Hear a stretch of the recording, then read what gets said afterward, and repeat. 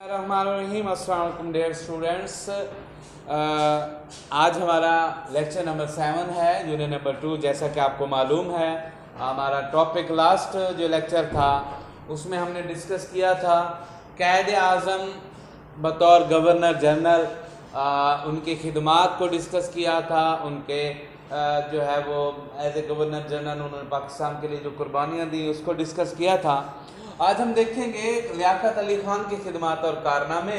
ये हमारे मुल्क के पहले वज़ीर आज़म थे। जब पाकिस्तान बना तो गवर्नर जनरल जो है वो कायदे आज़म मोहम्मद अली जिन्ना थे, और जो पहले प्राइम मिनिस्टर जो है हमारे, जो पहले वज़ीर आज़म हैं हमारे, वो जो है वो लियाकत अली खान थे। तो इन्होंने पाकिस्तान के लिए क्या खिदमात सर अंजाम दी, क्या कारनामे से अंजाम दिए, इस टॉपिक में हम ये देखेंगे। ये भी लॉन्ग क्वेश्चन में डिज़ाइन हो सकता है ये टॉपिक। इसके 4 मेन पॉइंट्स हैं और इसको हम देखेंगे। पहले पॉइंट्स में जो है वो इसका इंट्रोडक्शन है। Page number 36।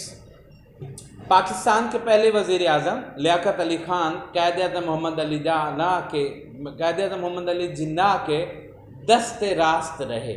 लफ्ज़ दस्त रास्त का मतलब है दायां हाथ। दस्त बोलते हैं हाथ को, रास्त बोलते हैं दाएं को, यानी ये कायदे आज़म के दाएं हाथ रहे, सबसे बड़े दोस्त रहे, फ्रेंड रहे और उनके हेल्पर रहे। पंजाब में दाखिल होने वाले मुहाजिरीन के सैलाब को संभालना बहुत मुश्किल मसला था। कायदे आज़म रहमतुल्लाह अलैह की हिदायत पर आपने पंजाब मुहाजिर कौंसिल के चेयरमैन की हैसियत से मुहाजिरीन की आबादकारी, उन्हें ज़रूरियात ज़िंदगी की फराहमी के काम की निगरानी, क़याम पाकिस्तान के बाद भारत में मुसलमानों से सख्त नफरत के बायस हिंदू मुस्लिम फसादात मामूल बन चुके थे। आपने पंजाब में मुसलमानों का कत्लेआम रुकवाने के लिए पंडित जवाहर लाल नेहरू के साथ सरहदी इलाकों का दौरा किया, इंसानी खून बहाने की मकरूह हरकत से बाज रहने की अपील की, इंतज़ामी ढांचे की तश्कील दी, मुआशी ज़िंदगी की बहाली, बजट की तैयारी, कश्मीर की जंग, दाखिली इंतशार पर कंट्रोल और भारत की साजिशों के खिलाफ दिफा समेत तमाम दरपेश मसाइल में कायदे आज़म रहमतुल्लाह अलैह कौम और हुकूमत की रहनुमाई करते थे, लेकिन इनके फैसलों को अमली जामा पहनाने की जिम्मेदारी वज़ीर आज़म लियाकत अली खान ही ऐद होती थी। देखें, अब इस पूरे जो ये 3-4 लाइनें रीड की हैं मैंने, इसमें आपको फील हुआ होगा मुहाजिरीन का, जैसे गवर्नर जनरल की हैसियत से उन्होंने भी स्टेप्स लिए और ये चेयरमैन थे इस कमेटी के, तो मुहाजिरीन की आबादकारी ये उस वक्त का सबसे बड़ा मसला था। पाकिस्तान बनने के बाद सबसे बड़ा जो इशू था मुहाजिरीन का आबादकारी था। ये मुहाजिरीन क्या थे? ये लाखों की तादाद में पैदल, बैलगाड़ियों पर, ट्रेन्स पर कट मारकर रास्ते में आधे से ज़्यादा ये कट गए। जो ख़ानदान 10 के अफराद पर मुश्तमिल वहाँ से चला, वो यहाँ 2 या 3 पहुँचे।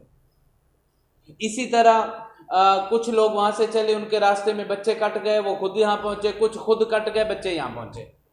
तो ये लाखों की तादाद में वहाँ से ये मूव करके आए और कटे पटे, लुटे, जख्मी, खाली हाथ, भूखे, तो इन सब को मैनेज करना और फिर इनको घर, लिबास, खुराक मुहैया करना, ये सबसे बड़ा चैलेंज था।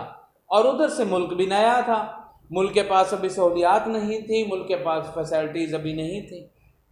तो ये जो इशू था, इसने पाकिस्तान को स्टेबल करने में काफ़ी प्रॉब्लम क्रिएट किया कि एक मुल्क नया, कि वो खुद अभी प्रोसीड नहीं हुआ, और ऊपर से मुहाजिरीन का बर्डन भी पहले दिन से। तो इस चीज़ की वजह से बहुत सारे मसाइल का सामना हुआ। और इस पैराग्राफ में भी यही था कि उधर हिंदू ने मुसलमानों का कत्लेआम शुरू कर दिया। जब पाकिस्तान के बनने का ऐलान हुआ, हिंदू ने मुसलमानों को और इसके अलावा वहाँ पर रहने वाले दूसरे उसको कत्ल करना शुरू कर दिया। अब क्या था, उन्होंने वहाँ से मूव करना शुरू किया, तो रास्ते में उनको फिर मारते थे। सिखों ने रास्ते में बहुत ज़्यादा कत्ल व गारत की। तो जब ये यहाँ लुटे पुटे पहुँचे तो उनको आबाद करने का जो प्रॉब्लम था वो सामने आया, जिसको डील करने के लिए गवर्नर जनरल अहकामात देते थे, लेकिन उसको अमली जामा यानी कि उसको प्रैक्टिकली तो लियाकत अली खान नहीं कर रहा ना, वज़ीर आज़म थे। तो ये जो सारे मामला थे ये जो है इनको देखा। इसके बाद अगला पॉइंट है कायद आज़म रहमतुल्लाह अलैह की वफात के बाद, जब यानी गवर्नर जनरल वफात पा गए, कौम के हौसले पस्त हो रहे थे, भारतीय क़यादत पाकिस्तान के खिलाफ मुसलसल साजिशें कर रही थी, तो ऐसे हालात में आप ही कौम के तर्जमान और कायद थे। लियाकत अली खान के अहद हुकूमत में मुआशी तरक्की के लिए भरपूर जद्दोजहद शुरू की गई, आवाम को पाकिस्तानी मसनूआत के फ़रोग़ की तरगीब दी गई। पहला पॉइंट कायद आज़म फौत हुए, इस पैरे में पहला पॉइंट कायद आज़म फौत हो गए, कौम के हौसले पस्त होने थे। जब आवाम यहाँ तक कि कराची के अंदर कुछ लोगों ने एक गैदरिंग की और उनका जो मकसद था, जो पर्पस था, वो ये था कायद आज़म की वफ़ात के बाद कि किसी तरह नौज़ायदा मुल्क को यानी इस को मज़ीद कमज़ोर किया जाए। भारतीय क़यादत पाकिस्तान के खिलाफ मुसलसल साजिशें कर रही थी। ऐसे हालात में आप ही कौम के तर्जमान थे। अब कायद आज़म नहीं रहे थे तो उसके बाद कौम को देखने वाले जो है कौन थे? लियाकत अली खान। लियाकत अली खान के अहद हुकूमत में मुआशी तरक्की के लिए भरपूर जद्दोजहद शुरू की गई, अवाम को पाकिस्तानी मसनूआत के फ़रोग़ की तरगीब दी गई कि पाकिस्तानी मसनूआत बनाई जाएँ और फिर उन्हीं को इस्तेमाल किया जाए। जो मेड इन हिंदुस्तान या मेड इन बरतानिया थी, इंग्लैंड थी, उनको छोड़ा जाए, पाकिस्तानी मसनूआत को परचेज़ किया जाए, यूज़ किया जाए। क्यों? अगर वो ख़रीदी जाएंगी तो उनको कोई बनाएगा ना, अगर आप नहीं ख़रीदेंगे तो बनाने वाले को नुकसान होगा और वो फिर उसको छोड़ देगा।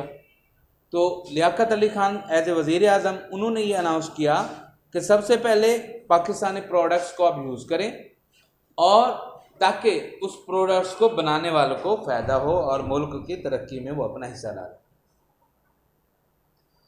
आपने 1949 में असम्बली से करारदाद मकासद मंजूर करवाई और नए आइन की तैयारी के सिलसिले में बुनियादी असूलों की कमेटी बनाई। आपने 1950 में अमेरिका का दौरा किया और अपनी तकरीरों में अमेरिका के अवाम और कायदीन को क़याम पाकिस्तान के पस मंज़र से आगाह किया। आपने अमेरिकी क़यादत को पाकिस्तान की दफ़ाई ज़रूरियात पूरी करने पर आमादा करने की भरपूर कोशिश की, क्योंकि हमारे पास दिफाई जो ज़रूरियात थी, planes, fighter planes, tanks, helicopters, air force को जो ज़रूरियात थी, ये सारी चीज़ों के लिए भी हम मोहताज थे, पाकिस्तान के पास नहीं थी। तो अमेरिका उस वक्त सबसे बड़ा प्रोड्यूसर था, सबसे बड़ा जो है मैन्युफैक्चरर था, तो उसको उसके लिए आमादा किया गया। लियाकत अली खान की खारजा पॉलिसी में इस्लामी ममालिक के साथ खुशगवार तल्लुकात कायम करने को बुनियादी हैसियत हासिल थी। शाह ईरान यानी जो ईरान के बादशाह थे, पाकिस्तान का दौरा किया तो दोनों रहनुमाओं ने मुश्तरका पॉलिसी इख्तियार करने के लिए मुज़ाकरात किए। 1951 के वस्त में यानी सेंटर में जब भारतीय फ़ौजें पाकिस्तानी सरहद पर जमा हुई तो मुल्क में गैर यकीनी सूरत हाल पैदा हो गई। अभी 1951, अब 1947 में पाकिस्तान बन रहा है, राइट 3 साल बाद जो है वो इंडियन फ़ौजें जो है वो बॉर्डर पर आना शुरू हो गई। बड़ी परेशानी की सूरत हाल पैदा हो गई। आपने कौम का हौसला बुलंद करने और इस खतरे से आगाह करने के लिए मुल्क की दौरा किया। 16 अक्टूबर 1951 को रावलपिंडी के कंपनी बाग में आपको उस वक्त गोली मारकर शहीद कर दिया गया जब आप अभी खिताब के लिए खड़े ही हुए थे। उनकी ज़ुबान पर आखिरी अल्फाज ये थे, या अल्लाह पाकिस्तान की हिफाजत फरमा। इसमें रावलपिंडी के कंपनी बाग, जिसको अब आई थिंक लियाकत बाग कहा जाता है, और खिताब के लिए खड़े, और इसी बाग के अंदर बेनज़ीर को भी मारा गया था। शायद आपने सुना हो न्यूज़ में, 27 दिसंबर को बेनज़ीर भी इसी पार्क में उसी जगह पर खिताब के लिए खड़ी थी, खिताब करके आ रही थी जब उनको मारा गया। कौम ने लियाकत अली खान को उनकी अजीम खिदमत पर कायद मिलत का खिताब दिया और कंपनी बाग को लियाकत बाग के नाम से मौसूम करके हमेशा के लिए उनकी मिली खिदमत का एतराफ़ किया। आपको कायद आज़म के मज़ार के अहाते में दफन किया गया है। जहाँ कायद आज़म दफन है उनके साथ ही वज़ीर आज़म लियाकत अली खान की कब्र है कराची के अंदर, उनको जो है वहाँ दफन किया गया। अब हमने क्या देखना है, आप एक बार इस तरफ आएँ कि एज ए प्राइम मिनिस्टर, यानी कि पहले प्राइम मिनिस्टर थे और सबसे फर्स्ट जो है वो गवर्नर जनरल के बाद मुल्क को डील करने वाले, मुल्क को संभालने वाले वो थे। तो गवर्नर जनरल थे। अब देखना ये है कि जो चीज़ें हमने यहाँ देखी हैं, जैसा कि दस्तराज से अच्छा मुहाजिरीन की आबादकारी को इन्होंने देखा था और इंतज़ामी ढांचा भी इन्होंने जो है वो मैनेज करना था। इसके अलावा जो है वो जो फैसले थे उनको अमली जामा पहनाने के लिए भी इनको ज़रूरत थी। इसके अलावा 1949 के करारदाद मकासद मंजूर करवाए 1950 में, और 1951 में ख़ास तौर पे जब यानी कि ख़तरा पैदा हुआ तो इन्होंने जो है वो मुल्क की दौरा किया पब्लिक को डील करने के लिए। इसके बाद लास्ट पे जब हम देखते हैं कि उनको शहादत क्यों हुई, तो वो भी पाकिस्तान के लिए काम करने के दौरान उनको शहादत का जो है वो मकाम मिला। तो आपने इस टॉपिक को पूरे को लॉन्ग में लर्न करना है और डायरी में लिखना है, मुझे व्हाट्सएप करना है। याद रखें ये बहुत इम्पोर्टेंट है वज़ीर आज़म की हैसियत से लियाकत अली खां के कारनामे।